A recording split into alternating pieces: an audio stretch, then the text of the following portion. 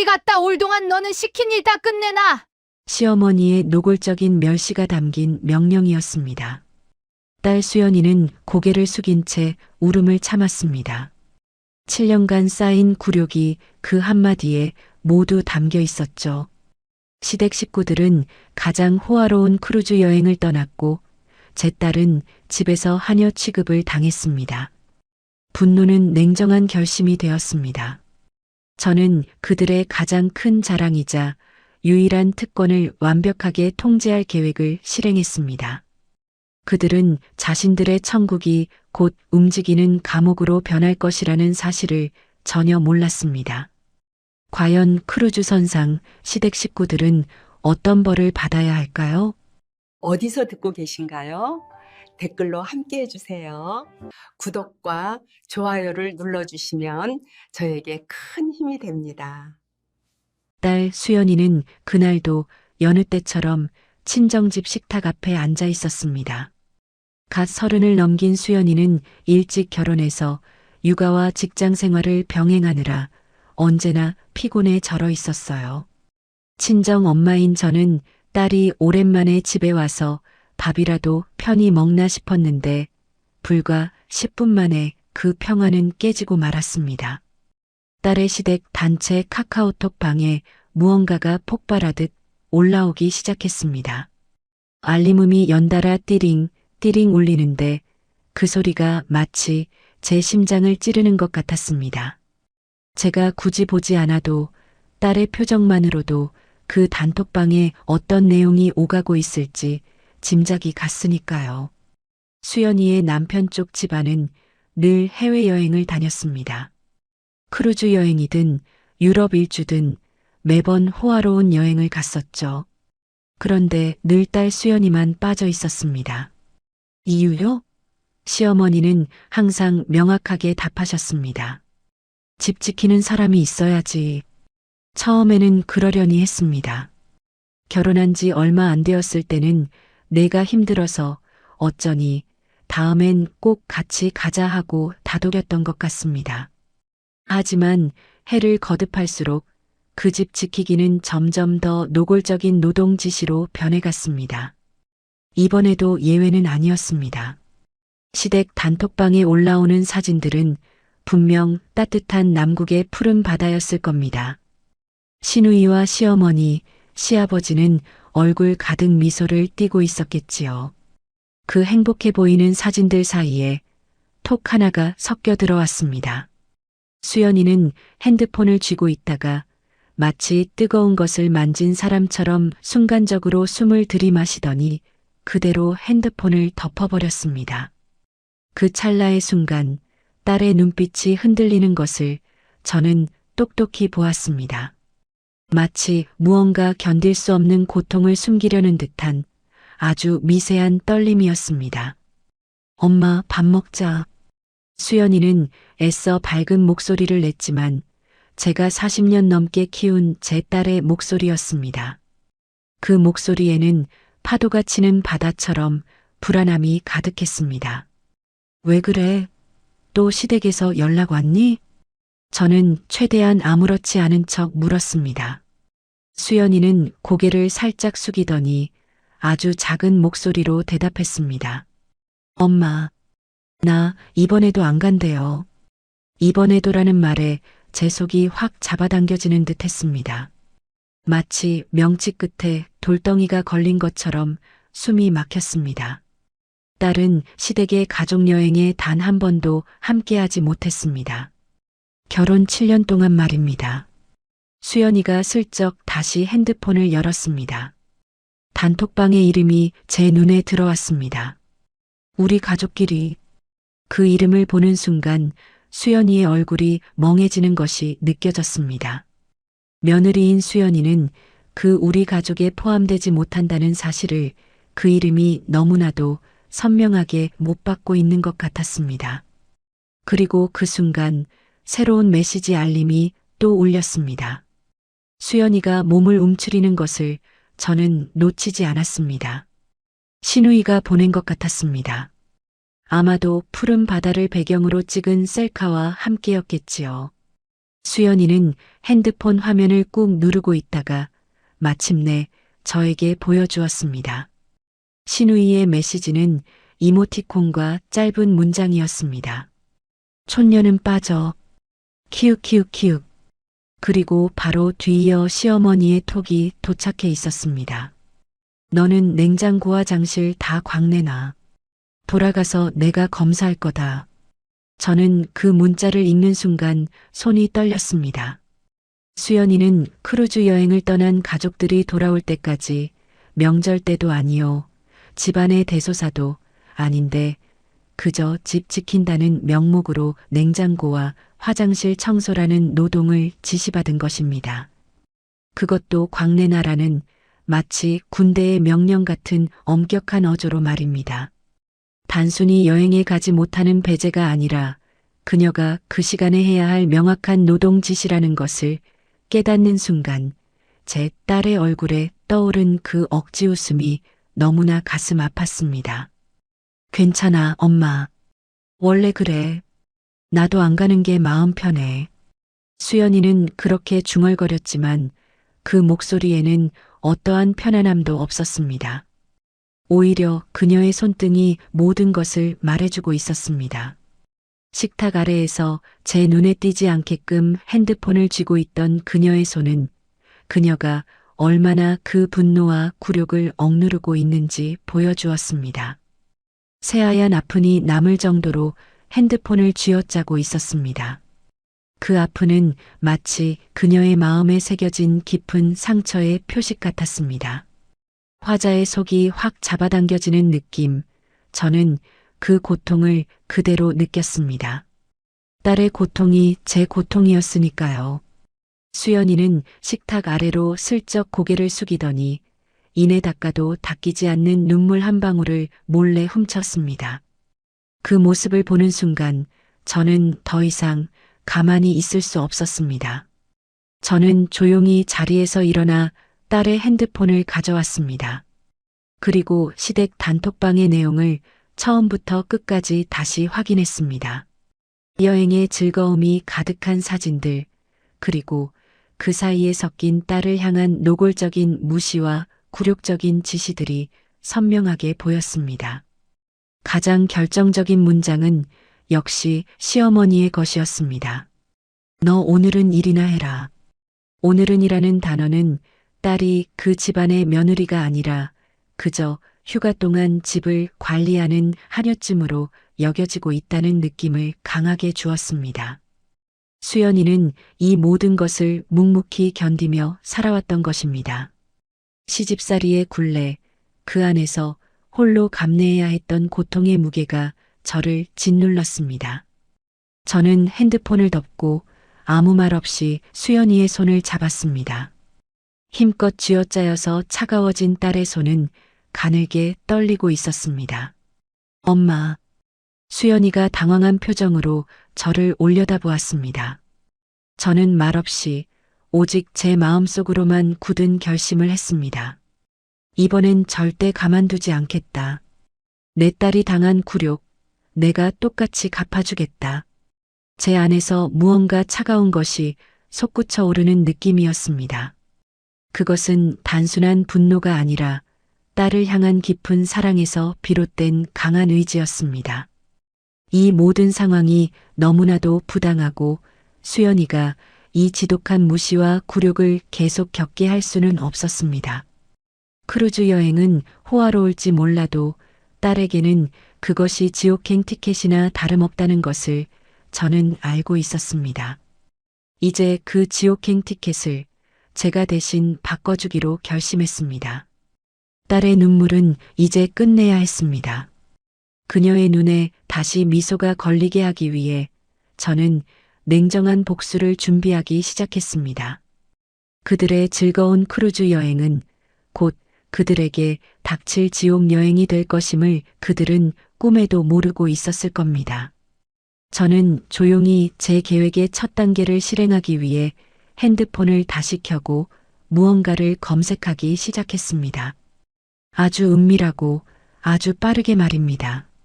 시어머니와 시누이가 크루즈 여행을 떠나는 날 아침, 인천공항의 모습이 연달아 딸 수연이의 휴대폰으로 전송되었습니다. 저는 그 사진들을 딸과 함께 보았습니다. 수연이는 이미 익숙한 일이라는 듯 덤덤한 표정이었지만 제 마음속에서는 분노가 활활 타오르고 있었습니다.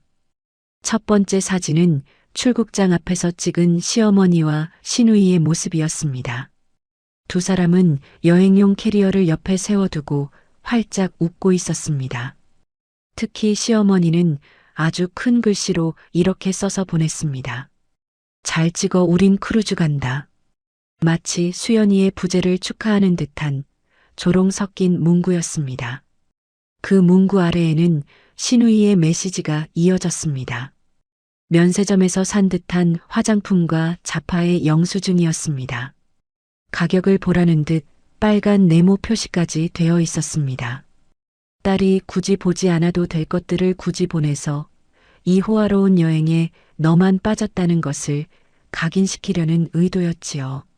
수연이는 애써 미소를 지으며 말했습니다. 엄마 아침 일찍부터 서두르셨나 봐요. 저렇게 기분 좋으신 걸 보니 저도 좋으네요. 저는 딸의 그 좋으네요라는 말 속에서 참기 어려운 슬픔과 굴욕감을 읽어냈습니다. 수연이는 자신을 방어하기 위해 그런 말을 억지로 꺼내고 있었던 것입니다. 잠시 후 또 하나의 문자가 도착했습니다. 이번엔 구체적인 추가 지시였습니다. 집에 제습기 물통 비워라. 그거 안 비우면 곰팡이 쓴다. 여행지의 푸른 하늘 아래에서 딸에게는 제습기 물통을 비우라는 마치 집안의 자비를 도맡아 하는 사람에게 내리는 듯한 하찮은 지시가 떨어진 것입니다. 수연이는 결국 한숨을 작게 내쉬더니 자리에서 일어나 옷을 갈아입기 시작했습니다. 시댁에 가서 청소를 시작하려는 것이었습니다. 가지마. 내가 왜 거기 가서 물통이나 비우고 있어야 해. 저는 강하게 만류했습니다. 수연이는 저를 돌아보며 힘없는 미소를 지었습니다. 어쩌겠어요. 안 비우면 돌아오셔서 또 저한테 뭐라고 하실 텐데요. 그냥 묵묵히 해놓는 게 속 편해요.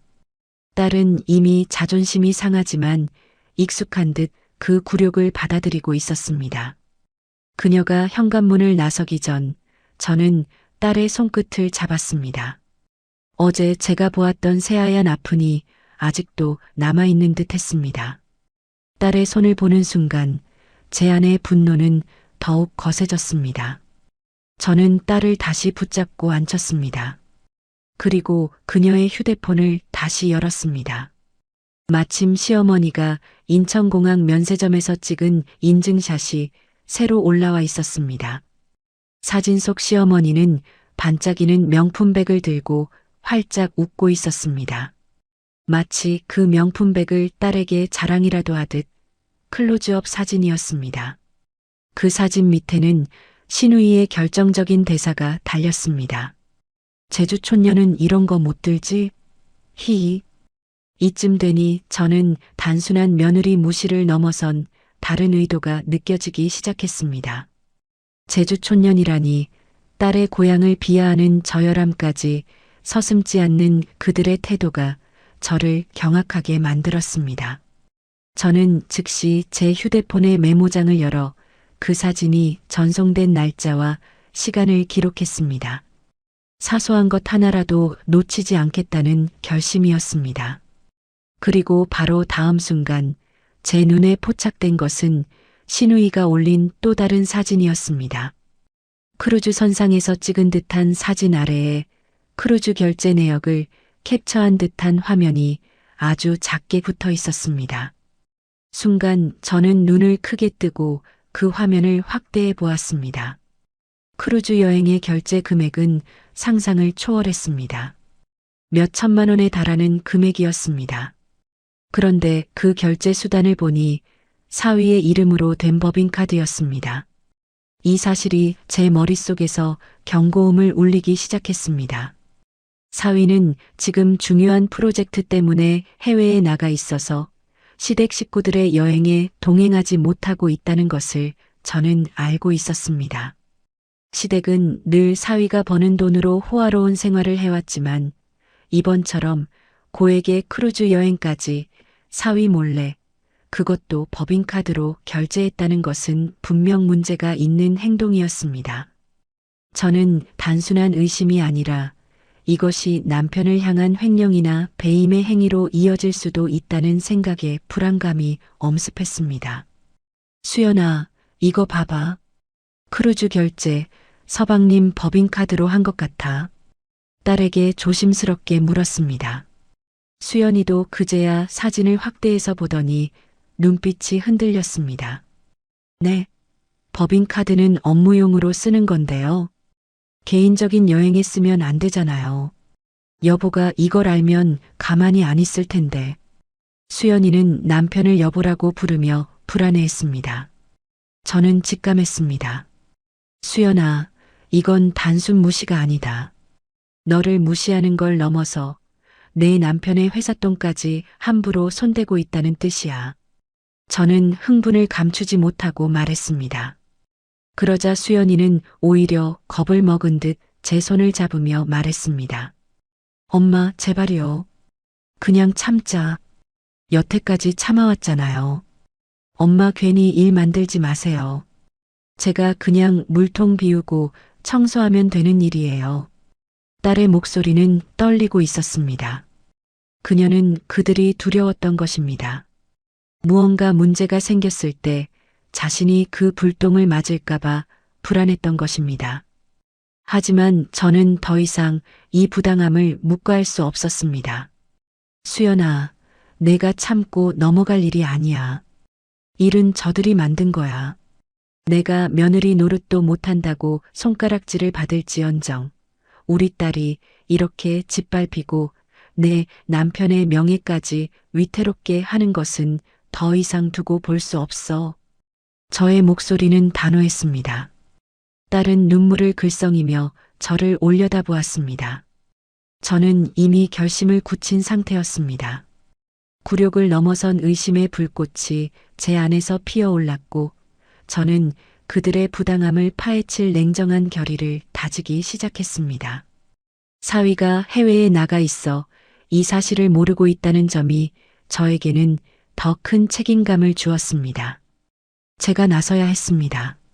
저는 이 모든 부당함을 기록하고 증거를 모으기 시작했습니다.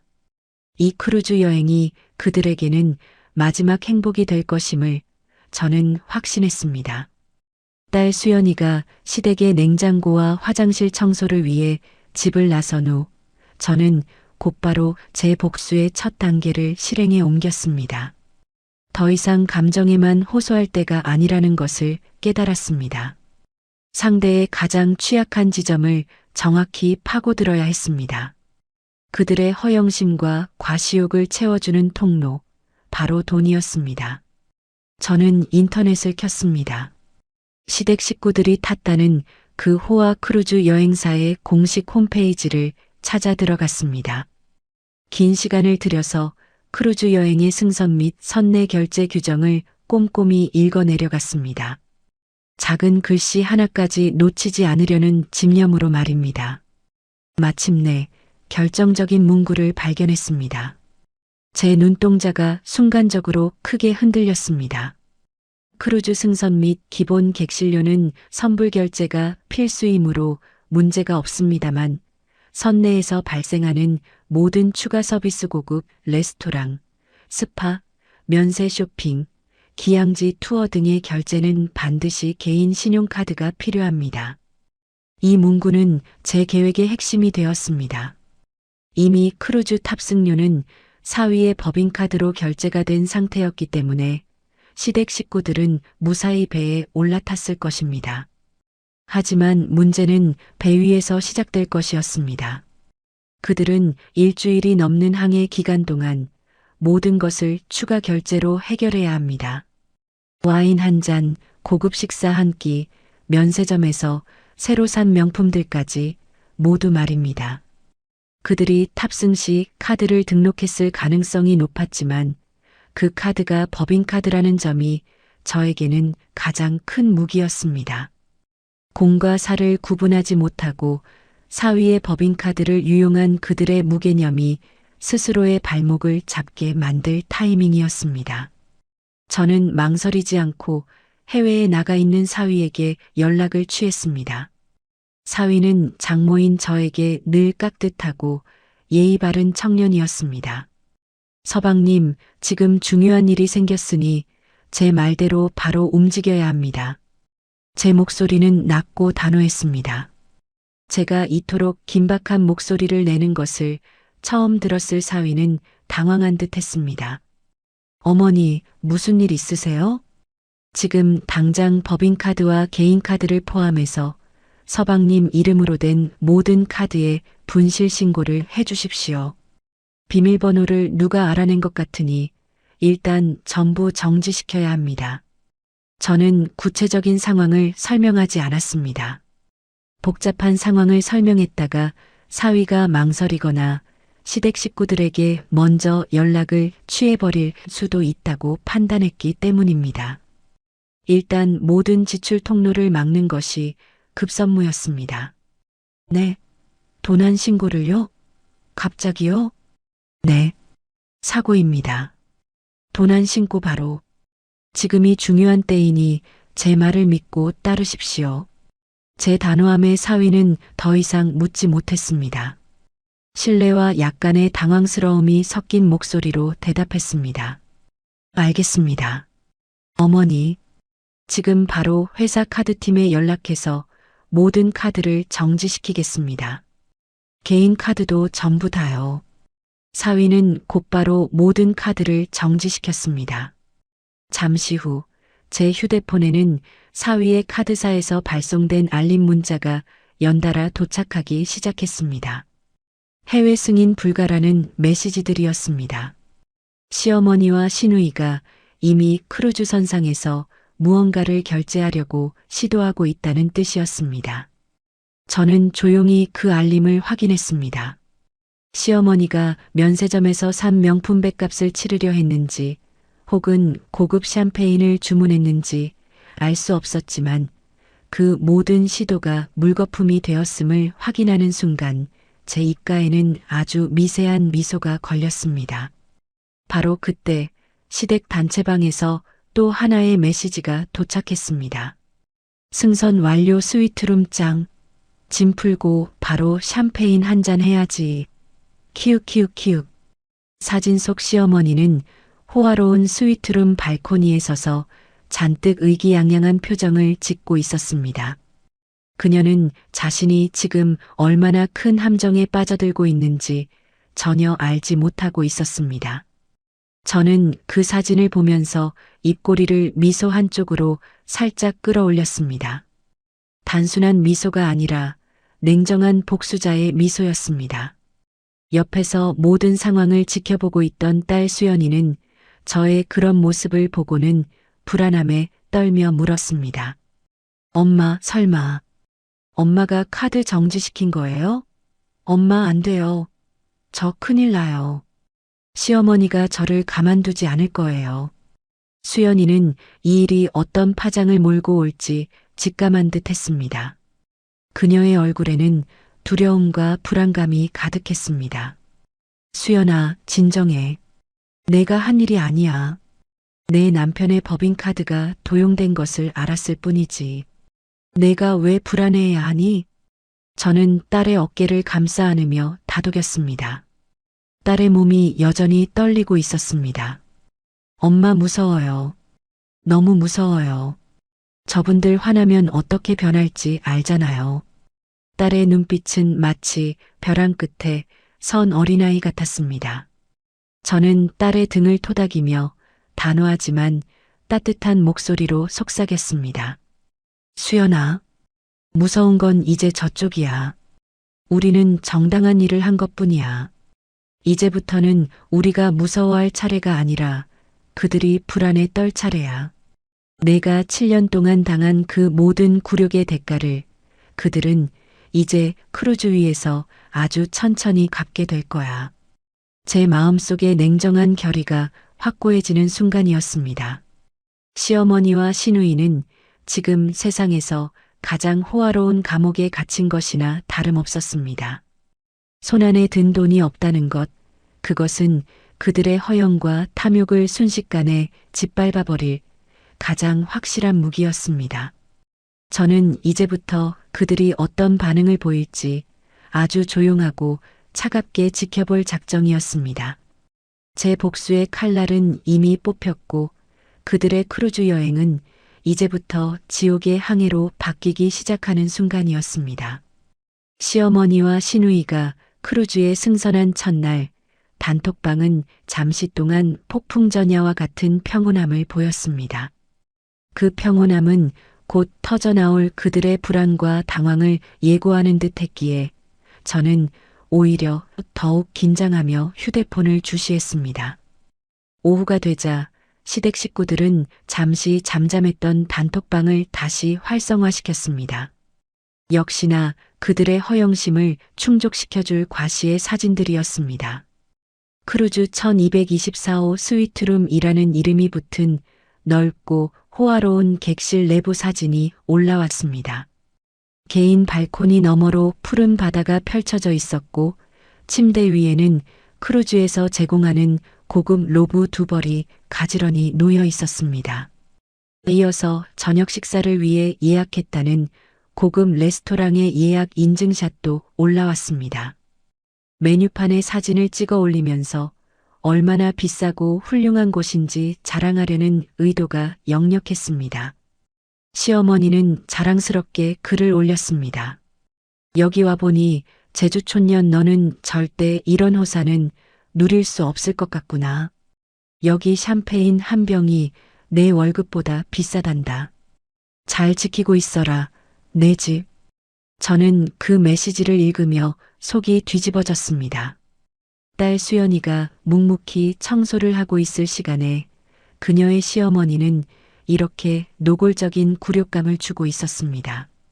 하지만 저는 분노를 누르고 계획을 실행에 옮겼다는 사실에 집중했습니다. 그리고 그 과시의 사진과 메시지들이 올라온 직후 단톡방은 거짓말처럼 갑자기 조용해졌습니다.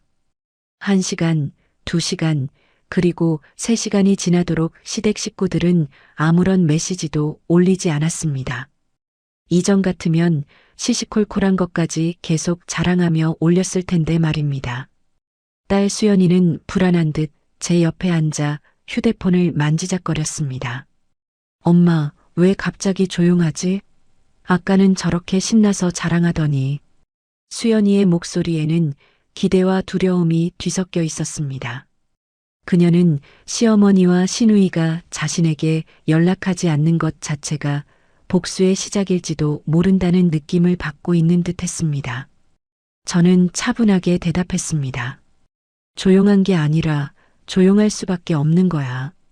결제가 안 됐을 것이 분명하니까. 제 말대로였습니다.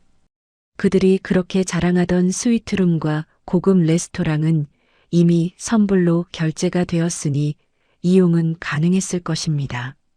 하지만 크루즈 선내에서는 모든 추가적인 소비가 바로 카드로 청구되게 되어 있었습니다.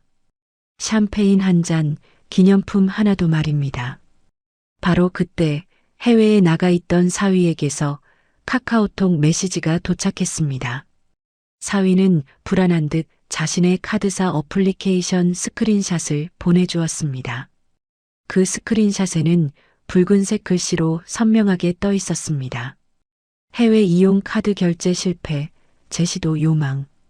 그 아래에는 크루즈 내 고급 와인바, 선상 면세점, 프리미엄 스파 서비스 등의 항목들이 실패 목록으로 나열되어 있었습니다.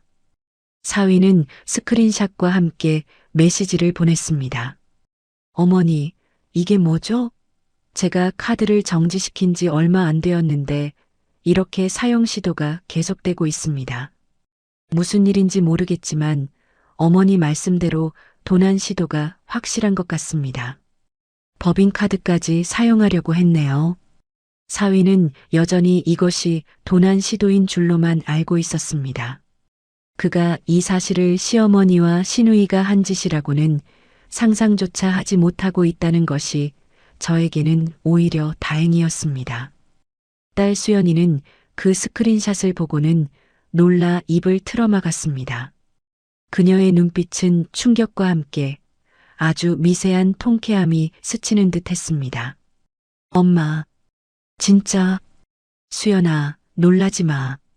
고작 시작일 뿐이야. 이제 그들은 깨닫기 시작할 거야. 자신들이 얼마나 어리석은 행동을 했는지 말이다. 저는 덤덤하게 말했지만 제 심장은 강하게 뛰고 있었습니다. 이제 그들의 허영과 과시가 현실의 차가운 벽에 부딪히는 순간이 다가온 것입니다. 잠깐의 정적 후 드디어 단톡방에 다시 메시지가 올라왔습니다. 이번에는 과시나 자랑이 아닌 불만과 당황이 가득한 메시지였습니다. 시어머니가 먼저 운을 뗐습니다. 얘들아, 와인바 갔는데 글쎄 카드가 안 돼서 망신만 당했다. 이거 왜 이래? 이어서 신우이가 짜증 섞인 이모티콘과 함께 메시지를 보냈습니다. 엄마, 내 카드도 안 되고 아빠 카드도 안 돼. 아까 면세점에서 결제할 때도 안 되더니 법인카드도 안 된대. 엄마 카드 왜 안 돼? 이 순간 저는 알 수 있었습니다. 그들이 이미 자신들이 가져간 모든 카드를 시도해 봤으며 그 모든 것이 무용지물이었다는 것을 말입니다. 시어머니는 마지막으로 남편, 즉 시아버님의 카드를 들고 갔던 것 같았지만 사위가 미리 모든 카드를 정지시킨 덕분에 어떤 카드도 사용이 불가능했던 것입니다. 시어머니는 상황을 이해하지 못한 채 여전히 짜증을 내는 투였습니다. 뭐야, 이거 크루즈 결제는 됐는데. 이따 다시 해보자. 통신 문제겠지. 그들은 아직도 이것을 단순한 통신 문제나 시스템 오류로 치부하고 있었습니다. 그들이 이 사태의 본질, 즉 누군가의 의도적인 조치임을 깨닫기까지는 그리 오랜 시간이 걸리지 않을 것임을 저는 확신했습니다. 저는 딸에게 천천히 다가가 어깨를 감싸 안았습니다. 수연아, 오늘은 이렇게 표면적인 단서만 보였지만 이제 곧 그들의 지옥이 시작될 거야. 오늘까지는 참고 기다렸지만 내일부터는 진짜 간다. 딸은 떨리는 손으로 식탁 위에 물컵을 잡았습니다. 컵이 달그락거리는 소리가 났습니다. 하지만 그녀의 눈빛 속에는 더 이상 굴종이 아닌 작은 기대감과 해방감이 스며들기 시작하고 있었습니다. 저는 그 눈빛을 보며 제 행동이 옳았음을 다시 한번 확신했습니다. 그들의 사이다 같은 복수는 이제 정말로 시작되려 하고 있었습니다. 크루즈 여행 두 번째 날 아침이 밝았습니다. 저희는 시댁 단톡방의 알림이 울리기만을 기다리고 있었습니다. 이미 어제 저녁 시어머니와 시누이는 카드 결제 실패로 인해 당황한 상태였지만 그것을 단순한 일시적인 오류로 치부하는 듯 했습니다. 하지만 저는 알고 있었습니다. 오늘은 어제와는 비교도 안 될 만큼 노골적인 망신과 굴욕이 그들을 기다리고 있을 것이라는 것을요. 아침 8시 30분쯤 시댁 단톡방에 사진 몇 장이 올라왔습니다. 시어머니와 시누이가 크루즈의 가장 큰 뷔페 레스토랑에서 접시에 음식을 가득 담아놓고 있는 모습이었습니다. 그들의 표정은 여전히 만족스러워 보였습니다. 선불로 결제된 기본 식사는 문제없이 이용할 수 있었을 테니 말입니다. 하지만 그 식사 후 문제가 터지기 시작했습니다. 시누이의 메시지가 먼저 올라왔습니다. 아, 짜증. 아침에 주스 시켰는데 카드가 또 안 된대. 아까 뷔페에서 먹은 오렌지 생과일 주스는 추가 결제라고 하더라고. 카드 다시 시도했는데 또 안 돼. 일반적인 크루즈 뷔페 식당은 주스나 커피는 포함이지만 신선한 생과일 주스나 특별한 음료는 추가 요금이 붙습니다. 시어머니와 시누이는 당연히 가장 비싼 생과일 주스를 시켰을 것입니다. 그 작은 결제가 막히자 시누이는 참지 못하고 짜증을 냈습니다. 다음 메시지는 시어머니였습니다. 상황을 무마하려는 듯 애써 밝은 척하는 문구였지만 그 속에 감추려 해도 감춰지지 않는 당황스러움이 엿보였습니다. 아이고, 세상에 이런 일이 다 있구나. 승무원 앞에서 얼마나 창피했는지. 한국 카드가 바다 위에서 오류가 자주 난다고 하더라.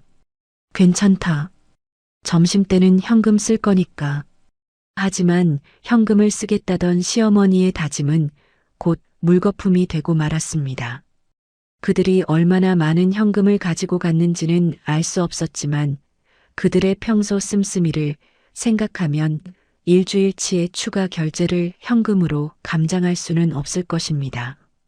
잠시 후 신우이의 더 노골적인 메시지가 도착했습니다. 엄마, 방금 관광 안내 데스크에서 내일 기양지 투어 신청하려고 했는데 카드가 안 돼서 못했어. 직원이 다른 결제 수단 없냐고 물어보는데 창피해 죽겠다. 사람들 다 쳐다보는데. 이것은 단순한 음료 한 잔이 아니었습니다. 크루즈 여행의 핵심인 기양지 관광 투어, 그것도 비싼 유료 투어 결제가 막힌 것입니다. 고급 레스토랑과 유료 서비스를 이용하려던 그들의 계획이 줄줄이 막히면서 그들의 얼굴은 점점 창백해지기 시작했을 것을 저는 짐작할 수 있었습니다. 그들은 지금 공해 위의 거대한 배 안에서 자신들의 자유로운 소비라는 특권을 완벽하게 박탈당한 상태였습니다. 딸 수연이는 제 옆에서 단톡방 내용을 계속 확인하고 있었습니다. 그녀의 손에는 어느새 땀이 흥건하게 배어 있었습니다. 엄마, 진짜요. 이제 어떡해요. 저분들 이러다 화내서 저한테 연락이라도 하면. 수연이는 두려움 반, 그리고 숨길 수 없는 통쾌함 반이 뒤섞인 목소리로 말했습니다. 저는 딸의 떨리는 손을 잡아주며 말했습니다. 수연아, 이제 저 사람들은 저 호화로운 배 안에서 갇힌 거야. 선불 결제된 방과 밥만 먹을 수 있는 거지. 면세점도 못 가고 고급 스파도 못 받고 비싼 술도 못 마셔. 그들에게 크루즈는 더 이상 꿈의 여행이 아니야. 스스로 선택한 지옥이 된 거야. 저는 제 목소리에 확신을 담았습니다. 그들이 며느리에게 베풀었던 굴욕의 깊이만큼 이제 그들은 물질적인 결핍을 느끼게 될 것이라는 확신 말입니다. 그들이 시스템 오류라고 믿으려 하는 그 찰나의 순간 단톡방에 새로운 메시지가 올라왔습니다. 시어머니는 단톡방에 공개적으로 말하지 않고 신우이에게 개인 채팅으로 속삭이는 듯한 내용을 올렸다가 실수로 전체 단톡방에 올린 것이었습니다. 신우이에게 보내려던 메시지였습니다. 설마 며느리 그년 때문이냐? 갑자기 카드가 전부 안 될 리가 없잖아. 뭔가 이상해. 그 순간 딸 수연이의 얼굴이 하얗게 질렸습니다.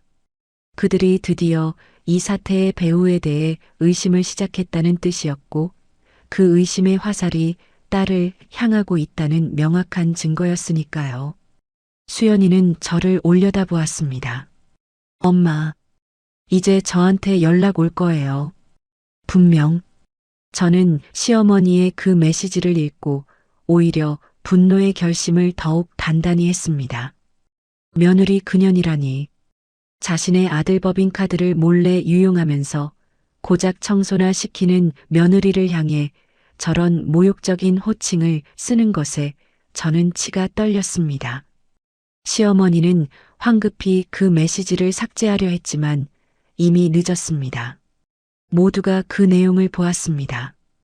그들의 의심이 수면 위로 올라온 것입니다. 딸 수연이는 무서움에 떨면서도 저에게 묻듯이 말했습니다. 엄마, 이제 멈출 수 없지?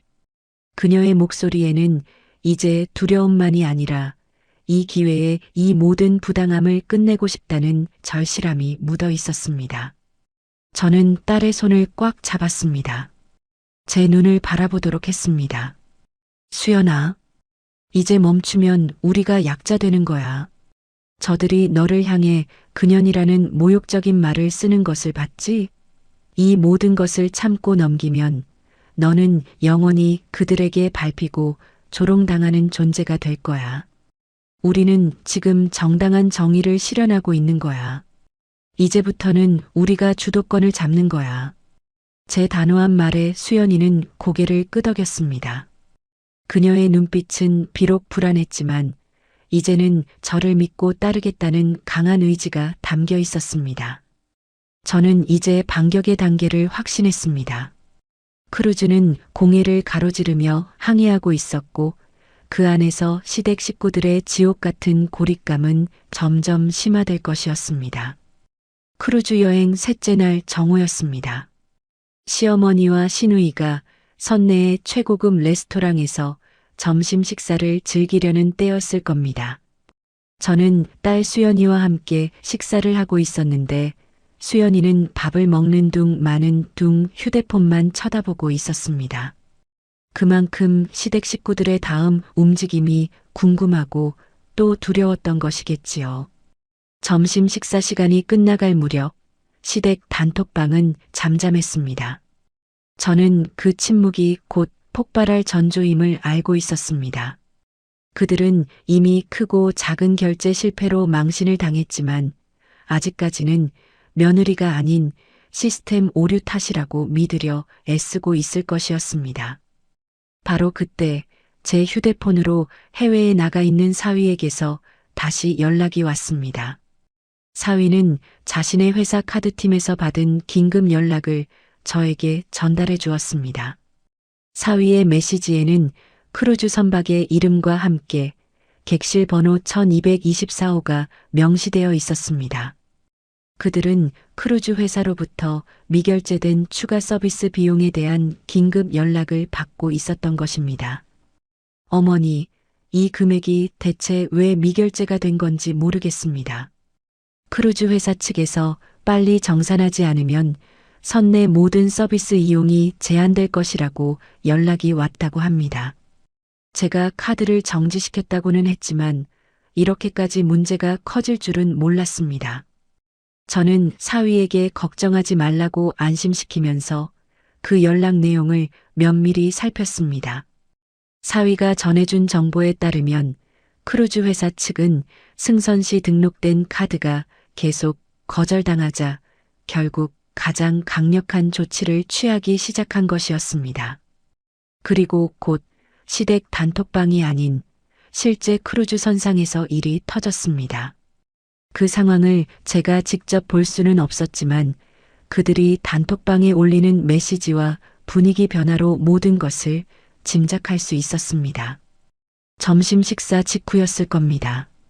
시어머니와 시누이가 크루즈의 중앙홀을 지나고 있었을 때 갑자기 선내 방송이 울려 퍼졌을 것입니다. 영어와 함께 한국어 방송이 흘러나왔다고 상상했습니다.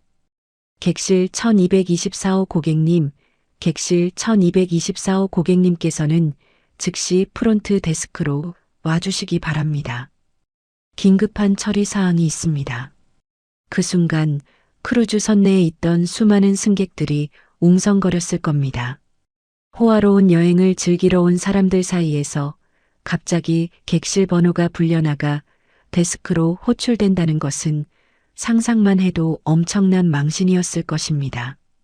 시댁 식구들의 단톡방에는 한동안 아무런 메시지도 올라오지 않았습니다.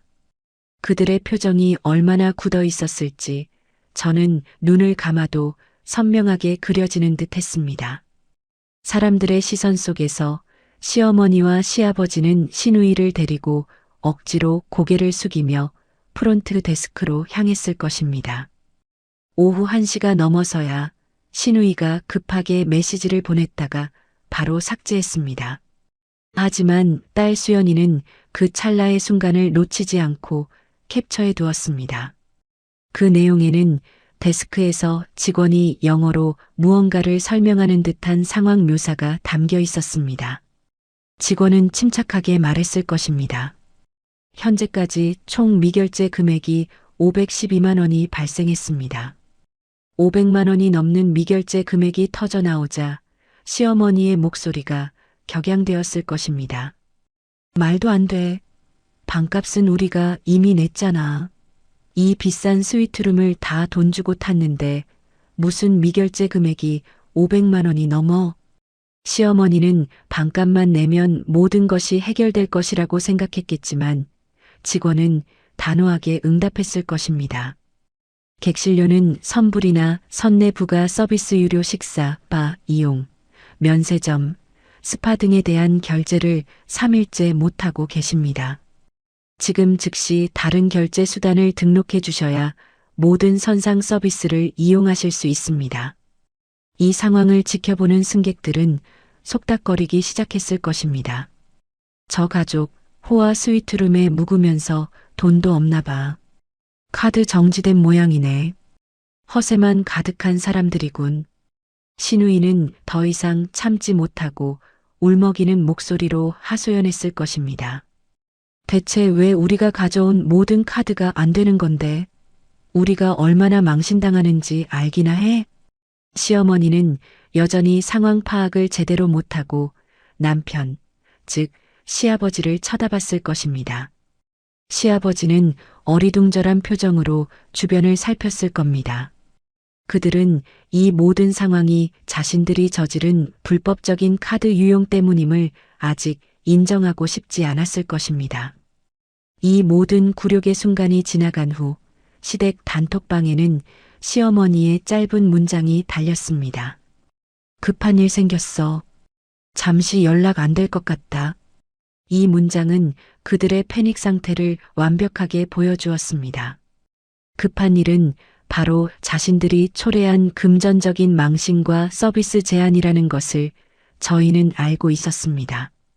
딸 수연이는 그 문자를 보자마자 조용히 입을 막고 웃기 시작했습니다. 그 웃음은 해맑은 웃음이 아니었습니다.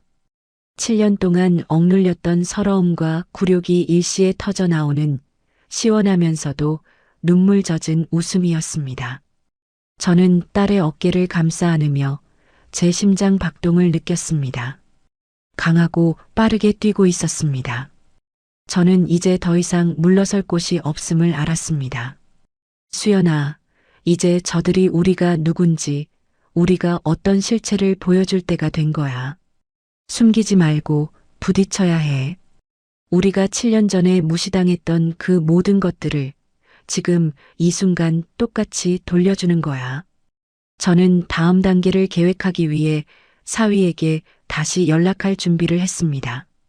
그들이 배 위에서 고립되어 있을 때 저는 이 사태의 결정적인 증거를 확보하고 그들의 허영이 무너지는 모습을 지켜볼 준비를 하고 있었습니다. 그들의 급한 일은 이제부터 되돌릴 수 없는 큰 문제가 될 것입니다. 크루즈 여행 나흘째, 드디어 첫 기항지인 이탈리아 나폴리에 도착하는 날이었습니다. 시어머니와 시누이는 이번 크루즈 여행에서 가장 기대했던 곳이 바로 나폴리였다고 떠나기 전부터 딸에게 몇 번이나 자랑했었습니다. 나폴리에서 가장 유명한 피자를 먹고 베수비오 화산을 배경으로 인생 사진을 찍을 계획이었겠지요. 아침 일찍부터 크루즈 선착장에는 활기가 넘쳤습니다. 선내 방송은 하선 안내를 알리고 있었고 다른 승객들은 모두 환호하며 배에서 내릴 준비를 하고 있었습니다. 이 순간 시어머니와 시누이 그리고 시아버지는 가장 들떠 있어야 할 사람들일 것입니다. 하지만 시댁 단톡방은 여전히 침묵 중이었습니다. 그들의 패닉은 해소되지 않은 채 억지로 외면하고 있는 듯 했습니다. 아침 9시 정각 하선이 시작되었습니다. 시댁 식구들도 여느 때처럼 가장 화려한 옷을 차려입고 면세점에서 산 명품 가방 물론 결제는 실패했지만을 들고 하선 게이트로 향했을 것입니다. 그러나 하선 게이트에서 그들은 멈춰섰습니다. 크루즈 직원들이 무언가 확인하는 절차가 있었고 시댁 식구들의 객실 번호 1224호가 시스템에 뜨자 직원은 단호한 표정으로 그들을 막았습니다. 이 모든 상황을 상상할 수 있었던 것은 잠시 후 단톡방에 신우이가 격분하며 올린 그리고 급히 삭제한 하나의 메시지 때문이었습니다. 우리 왜 못 나가게 하는 거야? 다른 사람들은 다 나가는데. 시어머니는 즉시 그 메시지를 삭제했지만 딸 수연이가 이미 그 내용을 확인한 후였습니다. 그 내용은 시어머니가 직원에게 소리치는 내용을 담고 있었습니다. 우리는 관광 못해? 왜 우리만 못 나가게 하는 거야? 지금 이 중요한 나폴리 기항이래. 직원은 아주 사무적이고 차분하게 응답했을 것입니다. 그들에게 가장 치명적인 말을 전하면서 말입니다. 손님 죄송합니다. 미결제된 부가 서비스 비용 512만 원에 대한 결제 문제가 아직 해결되지 않았습니다. 규정상 결제 문제가 해결되기 전까지는 승선과 하선 모두 제한됩니다. 하선 불가라는 네 글자가 그들의 머릿속을 강타했을 것입니다. 크루즈 여행에 꽂힌 기항지 관광을 아예 박탈당한 것입니다. 돈만 냈으면 누릴 수 있는 자유가 미결제된 500만 원 때문에 완전히 갇혀버린 것입니다. 신우이는 그 자리에서 발을 동동 구르며 울먹였을 것입니다. 말도 안 돼. 왜 아무 카드도 안 되는 건데. 나폴리 피자 먹고 싶었는데. 나 이럴 줄 알았으면 크루즈 안 왔어. 시아버지는 여전히 상황을 회피하려 들며 한국은행 탓으로 돌렸을 것입니다. 아니, 이봐요. 이거 다 한국은행 문제일 거야. 왜 한국은행이 우리 카드를 막은 거지? 빨리 한국에 연락해. 당장 이 문제를 해결해 달라고. 그들은 여전히 자신들의 잘못이 아니라 외부적인 요인 때문에 벌어진 일이라고 믿고 싶어 했습니다. 카드를 몰래 유용한 사실을 인정하는 것보다 남의 탓을 하는 것이 훨씬 쉬웠을 테니까요. 하지만 시어머니는 달랐습니다. 그녀는 이미 이 모든 사태의 배후에 며느리 수연이가 있을 것이라고 확신하기 시작한 것입니다. 그녀의 분노는 직원을 향하지 않았고 단톡방 저 너머에 있는 딸을 향했을 것입니다. 시어머니는 격앙된 목소리로 시아버지에게 속삭였을 것입니다. 이 역시 신우이에게 개인톡을 보내려다가 단톡방에 실수로 남긴 메시지였습니다. 분명 며느리가 했어. 그년이 감히 우리를 이렇게 만들다니. 그년이 우리 카드 정지시킨 게 분명해. 그년이라는 모욕적인 단어와 함께 이제 며느리를 범인으로 지목하는 그들의 메시지를 집에서 편안하게 보고 있는 딸 수연이의 입가에는 씁쓸한 미소가 걸렸습니다. 수연이는 그 메시지를 제게 보여주며 고개를 떨구었습니다. 엄마, 결국 저를 의심하기 시작했어요. 하지만 속은 시원하네요. 저들이 저렇게 망신당하는 모습을 보니 수연이의 눈에는 눈물이 고여 있었지만 이제는 슬픔의 눈물이 아니었습니다. 분노와 해방감이 뒤섞인 감정의 눈물이었습니다. 저는 그들의 메시지를 보며 제 안의 냉정한 복수심을 더욱 강하게 다졌습니다. 그들은 아직도 자신이 피해자라고 생각하고 있었습니다. 저는 창밖을 바라보았습니다. 나폴리의 푸른 하늘 아래 수많은 관광객들이 환호하며 하선 게이트를 빠져나가는 모습을 상상했습니다. 그들 손에는 이미 각 구운 피자 조각이 들려 있었을 것이고 행복한 얼굴로 셀카를 찍었을 것입니다. 그리고 그 순간 크루즈 선실 1224호 스위트룸 발코니에서는 시댁 식구 3명이 창문 너머로 그 모든 광경을 구경만 하고 있었을 것입니다. 돈은 많지만 쓸 수 없는 세상에서 가장 비싼 감옥에 갇힌 것입니다. 저는 딸에게 속삭였습니다. 수연아, 이제 저 사람들은 바다 한가운데에 갇혔네. 호화로운 객실은 이제 아무 의미가 없어.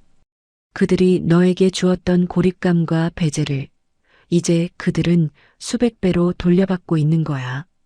내 남편의 법인카드로 호사를 누리려던 그들의 실체가 이 나폴리 기항일 만천하에 드러나기 시작한 거야. 실제 70% 노출이었습니다. 그들은 이제 자신들의 굴욕이 단순한 오류가 아니라 며느리를 향한 억압과 굴종에 대한 대가임을 어렴풋이 깨닫기 시작한 것입니다. 저는 이제 마지막 단계를 준비해야 했습니다. 그들의 지옥은 이제 막 시작되었으니까요. 나폴리를 떠나 스페인 바르셀로나로 향하는 크루즈 선상에서 시댁 식구들의 지옥은 더욱 깊어지고 있었습니다. 그들은 이미 이틀 동안 기본적인 식사 외에는 그 어떤 호화로운 서비스도 누리지 못했습니다. 스위트룸이라는 이름만 화려할 뿐 그곳은 이제 불편함과 굴욕으로 가득 찬 공간이 되었을 것입니다. 배는 다음 기항지인 바르셀로나에 서서히 접근하고 있었습니다. 시어머니는 마지막 희망을 걸고 크루즈 내의 무선 인터넷을 겨우 연결하여 한국에 있는 지인들에게 연락을 시도했을 것입니다. 하지만 사위의 법인카드와 개인카드를 몰래 유용한 사실을 아는 이상 그들은 절대 솔직한 상황을 말하지 못했을 것입니다. 오후 4시쯤 시댁 식구들이 묵고 있는 1224호 객실의 전화벨이 울렸습니다. 그리고 그들은 또다시 프론트 데스크로 호출되었습니다. 이번에는 분위기가 이전과는 확연히 달랐습니다. 더 이상 단순한 결제 요청이 아니었습니다. 시어머니와 시누이가 굳은 표정으로 프론트 데스크에 섰을 때 그들을 맞이한 직원은 어제보다 훨씬 단호하고 비장한 표정이었습니다. 주변에는 다른 승객들이 여전히 웅성거리며 그들을 지켜보고 있었습니다. 직원은 미소를 완전히 지운 채 영어와 느린 한국어로 통보했습니다. 고객님들, 죄송합니다만 규정상 다음 기항지인 바르셀로나에서 하선하셔야 합니다. 시어머니의 얼굴이 그 자리에서 완전히 일그러졌습니다. 그녀는 이 말을 믿을 수 없다는 듯 직원을 쏘아보았습니다. 지금 뭐라고 했어? 우리 반값 다 냈는데? 우리가 왜 여기서 내려야 해? 남은 여행 일정은 어떻게 할 건데? 시어머니의 목소리는 이미 분노와 당황으로 떨리고 있었습니다. 이때 시누이는 충격에 주저앉아 울음을 터뜨렸습니다. 그녀의 울음소리는 중앙홀에 울려 퍼졌고 주변 승객들의 시선은 더욱 집중되었습니다.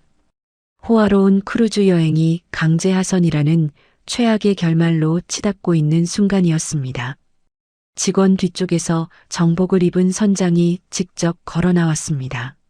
선장이 직접 나섰다는 것은 이 문제가 더 이상 단순한 결제 문제가 아닌 운항 규정에 따른 심각한 문제임을 의미했습니다. 선장은 단호하게 상황을 정리했습니다. 이것은 규정입니다. 크루즈 내 미결제 금액이 500만 원 이상 발생하였고 이를 해결할 어떠한 노력도 이루어지지 않았습니다. 선내 질서 유지를 위해 저희는 강제하선 조치를 취할 수밖에 없습니다. 선장의 말은 그 어떤 변명도 허용하지 않았습니다. 시어머니는 무너지는 자존심을 부여잡고 소리쳤습니다. 무슨 강제하선이야. 내가 한국 가서 당장 돈을 보내줄 테니 기다려. 이까지 돈 가지고 우리를 모욕할 셈이야? 하지만 이미 그들의 허세는 통하지 않았습니다. 선장은 단지 바르셀로나 항만 당국에 필요한 서류를 전달했습니다. 라는 말만 남긴 채 자리를 떠났습니다. 그 순간 중앙홀의 모든 승객들이 시댁 식구들을 쳐다보았습니다. 그 시선은 경멸과 호기심이 뒤섞인 것이었습니다. 사치를 누리려다 돈 문제로 배에서 쫓겨나는 세상에서 가장 비참한 여행객들이 된 것입니다. 그들의 실체가 만천하에 100% 직전으로 노출되는 순간이었습니다. 시어머니와 시누이는 억지로 짐을 챙겨 크루즈 직원들의 안내를 받아 엘리베이터를 탔을 것입니다. 그들이 탄 엘리베이터 안의 공기는 무겁고 차가웠을 것입니다. 그 작은 공간 속에서 그들은 서로를 쳐다보지도 못했을 것입니다. 모든 굴욕의 근원을 서로가 알고 있었지만 인정할 수 없는 패배감만이 그들을 짓눌렀을 것입니다. 이 모든 굴욕적인 상황을 한국에 있는 딸 수연이가 직접 보지는 못했지만 단톡방의 길고 긴 침묵과 사위에게서 도착한 간헐적인 연락들을 통해 그 장면을 정확하게 짐작하고 있었습니다. 수연이는 두 손을 모으고 창백해진 얼굴로 숨을 헐떡였습니다. 엄마, 결국 이렇게 되네요. 그분들, 이제 어떻게 해요? 수연이의 목소리에는 이제 두려움 대신 모든 것이 끝났다는 안도감과 씁쓸함이 감돌았습니다. 저는 멀리 바르셀로나를 향해 나아가고 있을 그 크루즈 선박을 상상했습니다. 호화로운 여행을 출발하며 딸에게 제습기 물통이나 비우라고 명령했던 시어머니의 교만한 모습이 떠올랐습니다. 저는 딸을 토닥이며 조용히 말했습니다. 수연아, 사람은 겸손해야 하는 법이다. 내게 했던 그 모든 모욕과 굴욕이 결국 이렇게 부메랑이 되어 그들에게 돌아간 거야. 돈으로 사람을 얕잡아 본 대가를 세상에서 가장 비싼 크루즈 위에서 치르고 있는 거지. 내 남편의 법인카드를 몰래 유용했던 그들의 탐욕이 이 강제하선 통보로 정의롭게 심판받은 것이야. 저는 이제 마지막 단계인 그들의 허영과 탐욕을 완전히 무너뜨릴 압도적인 역전을 준비할 때가 왔음을 직감했습니다. 바르셀로나에 홀로 버려진 그들에게 한국으로 돌아오는 길은 지옥보다 더 길고 험난할 것이었습니다. 이 모든 것은 그들의 자업자득이었습니다. 크루즈 선박에서 강제하선 조치를 당한 시댁 식구 3명은 결국 스페인 바르셀로나 항구에 초라하게 내던져졌습니다. 호화로운 스위트룸을 자랑하며 떠났던 그들의 여행은 출발 나흘 만에 가장 비참한 방식으로 중단된 것입니다. 그들이 챙겨 나온 짐은 고작 몇 벌의 명품 옷가지와 사치를 부리려다 미수에 그친 면세점 쇼핑백 몇 개뿐이었습니다. 바르셀로나의 뜨거운 태양이 그들의 머리 위로 쏟아졌지만 시어머니의 얼굴은 마치 얼음처럼 차갑고 굳어 있었습니다. 분노, 당혹감, 그리고 주변의 시선을 의식하는 극심한 굴욕감이 뒤섞여 그녀를 짓눌렀을 것입니다. 바르셀로나 항구는 활기찼지만 그들에게는 모든 것이 냉혹한 현실이었습니다. 그들은 항구에서 겨우 인터넷이 되는 카페를 찾아 들어갔습니다. 급한 마음에 시어머니가 먼저 소리쳤습니다. 당장 여기서 가장 가까운 호텔을 찾아봐. 카드 안 되면 현금이라도 찾아야 할 거 아니야. 시누이가 불안한 목소리로 휴대폰을 들고 말했습니다. 엄마, 여기 호텔 예약도 카드 결제가 필수래. 그리고 아까 시도해봤는데 우리 카드 다 안 되잖아. 호텔 가서도 또 망신당할 거야. 시어머니는 절망적인 표정으로 시누이의 가방을 뒤졌습니다. 도대체 현금은 얼마를 가져왔어? 너희들 다 비행기 표 말고 현금 얼마나 남았어? 시누이는 자신의 지갑을 열어보고는 울먹이며 대답했습니다. 나는 5만 원 정도밖에 없는데. 환전을 거의 안 했어. 엄마랑 아빠도 거의 다 카드로 썼었잖아. 시어머니는 주저앉고 싶었을 것입니다. 호화로운 크루즈 여행 중 현금을 쓸 일이 거의 없었기에 그들은 비상금조차 제대로 챙겨 오지 않았던 것입니다. 5만 원으로 바르셀로나에서 숙소를 잡고 한국으로 돌아가는 비행기 표를 구하는 것은 불가능에 가까웠습니다. 결국 시어머니는 유일한 탈출구인 한국의 아들, 즉 사위에게 연락을 취할 수밖에 없었습니다. 떨리는 손으로 사위에게 전화를 걸었을 때 사위는 해외 출장을 마무리하고 귀국 준비를 하고 있었습니다. 시어머니는 애써 냉정을 찾으려는 듯 격앙된 목소리를 억눌렀습니다. 얘야, 지금 엄마 카드가 말썽이다. 크루즈에서 강제하선을 당했어. 이게 무슨 봉변이니? 당장 카드 정지된 거 풀어주고 엄마 계좌로 돈을 붙여줘야겠다. 사위는 이미 장모인 저로부터 모든 상황을 전해 들은 상태였습니다.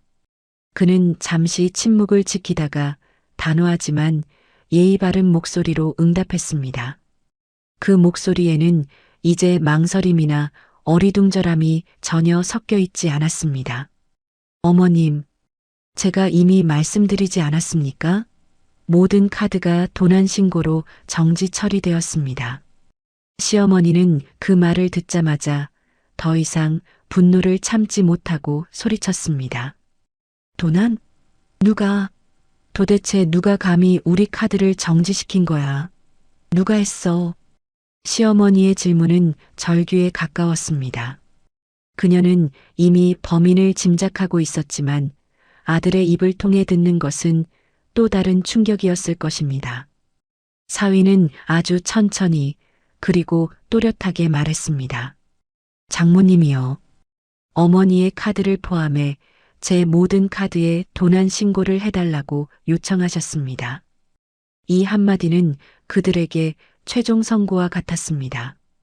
시어머니는 충격으로 말을 잇지 못했습니다. 그녀의 얼굴은 완전히 얼음처럼 굳었습니다. 사위는 여기서 멈추지 않고 이제껏 시댁 식구들에게 눌려 지내던 자신의 아내, 즉, 딸 수연이의 억울함을 대변하듯 말을 이어갔습니다. 어머님, 사실 저는 법인카드의 유용건 때문에 카드를 모두 정지시키려 했습니다. 장모님이 해주신 덕분에 더 큰 사고를 막았다고 생각하고 있습니다. 그리고 그 이유는 어머님과 가족분들이 더 잘 아시지 않나요? 사위의 이 질문은 그들의 모든 부도덕함과 굴욕적인 행동을 정면으로 겨냥하는 것이었습니다. 시어머니는 사위의 목소리에서 변화를 느꼈을 것입니다. 더 이상 순종적이던 사위가 아니었습니다. 이 통화가 끝난 직후 저는 시댁 단톡방에 단 하나의 메시지를 남겼습니다. 이 메시지는 저의 압도적인 역전을 선언하는 최종 경고장이었습니다. 저는 더 이상 아무 말도 하지 않았습니다. 오직 딸 수연이의 계정으로 로그인하여 모든 시댁 식구들이 보는 단톡방에 글을 올렸습니다. 저희 엄마 말씀이십니다. 앞으로 다시는 우리 딸 건드리지 마십시오. 단 한 번이라도 더 굴욕을 준다면 이번엔 바르셀로나에서 끝났지만 다음번엔 귀국도 못하게 만들 것입니다. 이 짧은 문구는 시어머니의 마지막 자존심마저도 무너뜨렸을 것입니다. 잠시 후 단톡방에 변화가 생겼습니다. 신우이가 자신의 계정을 이용해 단체방을 나갔습니다라는 알림을 띄웠습니다. 그녀는 이 상황을 더 이상 견딜 수 없었던 것입니다. 그리고 시어머니는 아무런 답장도 하지 않았습니다. 평소 같으면 길게 변명하거나 욕설을 퍼부었을 텐데 말입니다. 그녀는 침묵했습니다. 이 침묵은 그녀가 저의 힘과 의지를 인정했다는 가장 강력한 증거였습니다. 딸 수연이는 제 옆에서 그 모든 광경을 지켜보고는 눈물을 흘렸습니다. 하지만 그 눈물은 이제 슬픔이 아닌 해방감과 통쾌함의 눈물이었습니다. 엄마, 이제 됐어요. 제가 7년 동안 바랐던 일이 이렇게 이루어졌네요. 저는 딸의 머리를 쓰다듬었습니다. 저의 압도적 역전은 성공했습니다. 그들은 이제 바르셀로나에서 스스로의 힘으로 한국에 돌아와야 하는 가장 비참하고 굴욕적인 여정을 시작해야 할 것입니다. 저는 그들에게 인생에 쓰디쓴 교훈을 제대로 심어주었다고 생각했습니다. 바르셀로나에서 가장 비참한 방식으로 크루즈를 떠난 시댁 식구들은 어떻게든 비행기 표를 구해 한국으로 돌아왔습니다. 그들의 귀국길은 상상만 해도 고통스러웠을 것입니다. 모든 카드가 막힌 상태에서 오직 현지에서 현금으로 환전할 수 있는 최소한의 금액만으로 비행기 표를 구하고 길거리에서 며칠을 버텼을 그들의 모습은 지난 7년 동안 딸 수연이가 당했던 굴욕의 대가로 충분했습니다. 토요일 새벽 그들은 마침내 인천국제공항에 도착했습니다.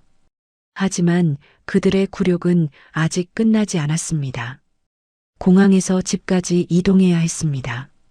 시어머니는 마지막 남은 현금으로 겨우 택시를 잡으려 했지만 그들이 가진 현금은 시내로 나가는 택시비조차 되지 않았습니다.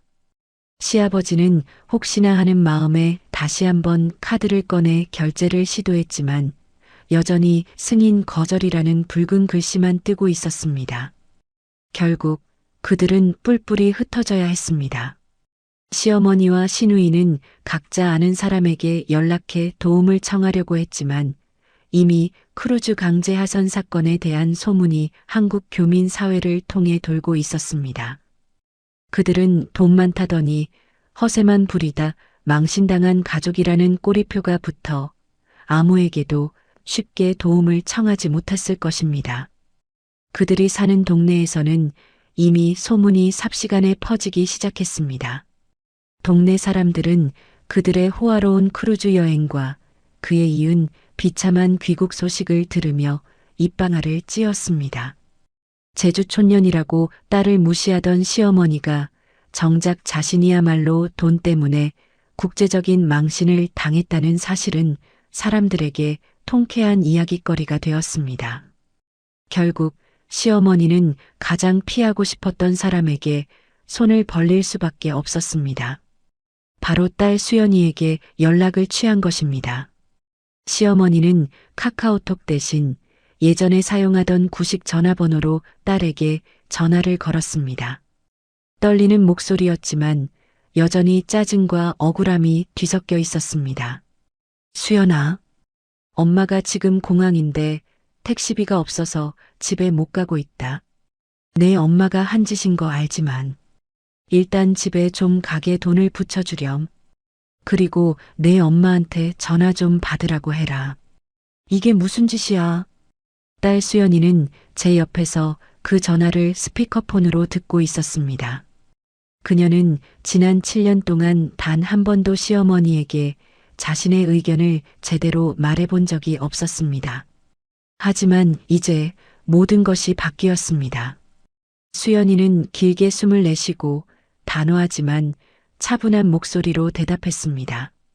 어머님, 이제 저한테 연락하지 마세요. 저는 어머님 가족의 문제를 해결해 드릴 의무가 없습니다. 그리고 저희 엄마는 더 이상 어머님께 시달릴 이유도 없고요. 수연이의 목소리는 미세하게 떨렸지만 그 속에 담긴 결단력은 시어머니에게도 분명히 전달되었을 것입니다. 시어머니는 아무 말도 하지 못하고 전화를 끊었습니다. 저는 그 모습을 보며 미소를 지었습니다. 수연아, 이제부터는 우리가 기준이다. 우리는 저들의 요구에 응할 필요가 없어. 내가 행복하고 편안한 것이 가장 중요해. 저들은 이제 자신들의 힘으로 문제를 해결해야 할 때야. 그날 오후부터 시댁 단톡방은 그들이 스스로 만든 단절의 징후로 가득 찼습니다. 시어머니와 시아버지는 서로에게 책임을 전가하며 격하게 다투었고 결국 시누이에 이어 시아버지마저 단톡방을 나갔습니다. 그들의 가족관계는 이미 금이 가기 시작한 것입니다.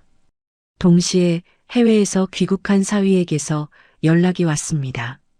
사위는 이번 사건을 계기로 경제권을 완전히 정리했습니다. 장모님, 모든 카드는 해지했고 앞으로 제 월급 통장과 자산 관리는 수연이가 전적으로 맡기로 했습니다. 더 이상 가족 누구도 제 돈에 손댈 수 없게 만들 것입니다. 그리고 어머님과 아버님의 재산 관련 문제에 대해서도 법적인 검토에 들어갈 것임을 통보했습니다. 재산 관련 법적 조치 통보는 시어머니에게 가장 치명적인 타격이었을 것입니다. 물질적인 풍요와 허영심이 인생의 전부였던 그녀에게 이는 모든 것을 잃을 수 있다는 최종 선고와 같았습니다. 그로부터 사흘이 지난 뒤 수연이의 휴대폰으로 시어머니에게서 문자 메시지가 도착했습니다. 길지도 화려하지도 않은 짧은 문장이었습니다. 수연아, 미안하다. 내 엄마한테도 미안하다고 전해라. 억지스러운 형식적인 사과였을지라도 지난 7년 동안 단 한 번도 미안하다는 말을 들어본 적 없던 수연이에게는 이 짧은 문자가 완벽한 승리의 증표였습니다. 수연이는 눈시울이 붉어진 채 저를 바라보았습니다. 엄마, 나 이제 살 것 같아요. 이젠 저분들 눈치 안 봐도 되는 거죠? 저분들이 무섭지 않아요. 저는 딸의 두 손을 따뜻하게 잡았습니다. 그래, 수연아. 그게 다야. 내가 이제 살 것 같다면 그걸로 엄마는 됐어. 저는 더 이상 그들의 삶에 간섭하거나 그들의 사과를 받아줄 필요가 없었습니다. 저는 딸과 함께 제주도의 작은 집 창가에 앉아 눈부시게 빛나는 제주 바다를 바라보았습니다. 푸른 바다처럼 넓고 시원한 새로운 인생이 그들 앞에 펼쳐져 있었습니다. 그동안 억압받고 굴욕당했던 시간은 이제 정의로운 응징과 통쾌한 해방이라는 이름으로 마침표를 찍었습니다. 저는 딸과 함께 새로운 출발을 결심했습니다. 세상의 모든 며느리들이 용기를 얻고 스스로의 삶을 당당하게 찾을 수 있기를 바라면서 말입니다.